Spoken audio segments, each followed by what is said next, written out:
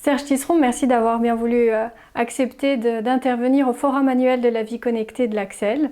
La première question que nous souhaitons vous poser, c'est quelle est l'émancipation des enfants et des adolescents par le numérique? Oui, alors écoutez, merci d'abord de me donner la parole dans ce forum.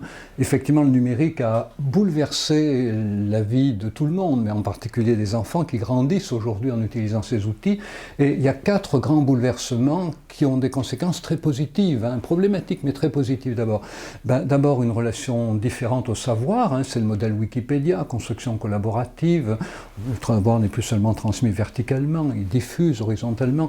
Transformation de la relation aux apprentissages avec l'importance des images, très importante pour des enfants ayant des modes de fonctionnement mental qui privilégient le visuel. Troisième grand bouleversement, une relation différente à l'identité, puisqu'aujourd'hui l'identité n'est plus stable, elle n'est plus fixe. On sait que les cartes sont rebattues tout au long de la vie, on parle même d'identité liquide.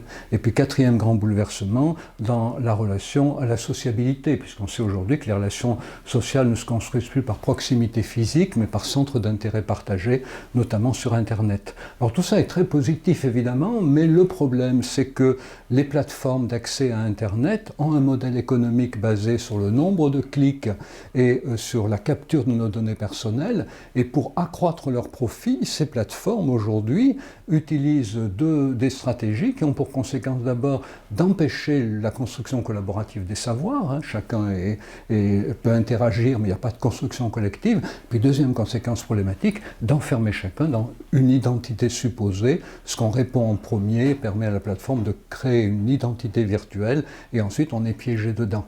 Donc vous voyez, beaucoup d'aspects positifs, mais aussi beaucoup de travail à faire pour que l'Internet corresponde vraiment aux souhaits des initiateurs qui permettent le collaboratif, qui permettent la construction identitaire de chacun.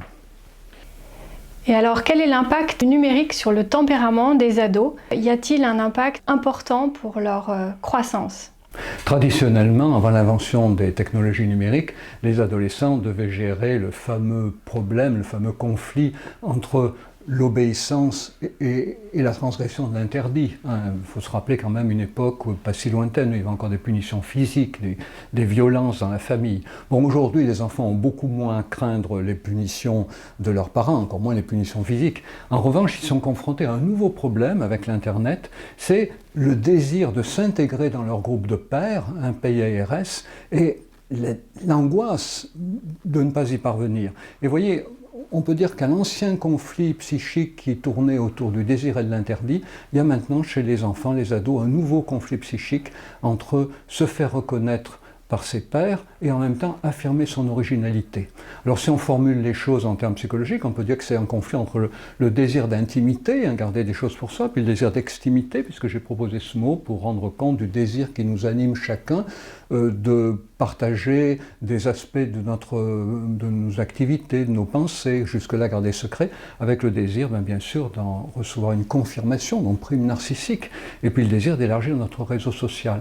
Et si on veut le formuler en termes sociologiques, c'est évidemment le conflit entre le désir de s'intégrer dans son groupe, quoi qu'il arrive, éventuellement en renonçant à certaines de ses spécificités, puis d'un autre côté, bien sûr, l'affirmation identitaire, le désir de faire reconnaître son originalité. Et ça, c'est une grande tension psychique. Le monde aujourd'hui pour les ados, de ce point de vue-là, n'est pas plus facile ou plus difficile qu'hier, il est fondamentalement différent. Quel est le rapport au monde des adultes et des adolescents aujourd'hui avec l'impact du numérique? Les adolescents d'aujourd'hui sont dans une situation totalement nouvelle par rapport aux générations passées. Ils sont confrontés à un monde que les adultes leur laissent, qui est très problématique. Alors c'est déjà arrivé hier que ce monde soit très problématique, mais ce qui est nouveau, c'est qu'il paraît problématique dans l'avenir. Personne aujourd'hui ne voit très bien vers quelle catastrophe on se dirige et surtout comment les juguler. Donc les ados sont confrontés à un monde très compliqué et en même temps à l'impossibilité de s'appuyer sur les expériences du passé pour construire des solutions pour l'avenir.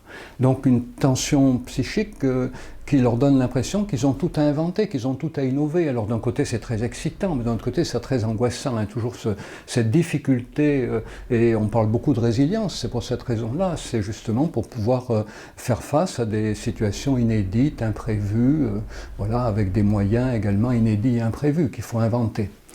Mais en même temps, n'oublions pas que les ados restent longtemps dépendants de leurs parents du point de vue de l'estime qu'ils ont d'eux-mêmes. Et si j'ai un message à faire passer aux parents, c'est qu'il faut soutenir nos adolescents, il faut les encourager, il faut leur faire confiance, il faut croire en eux. Et d'ailleurs, des études ont montré que les adolescents les plus menacés d'avoir des pratiques problématiques, voire pathologiques sur Internet, de se surexposer, de risquer le harcèlement, sont les ados qui estiment ne pas avoir suffisamment de reconnaissance de leurs compétences, de leurs capacités dans leur vie de proximité, leur vie familiale notamment. Voilà, donc en tant que parents, soutenons nos ados, encourageons-les, faisons-leur confiance. Merci beaucoup Serge Tisseron.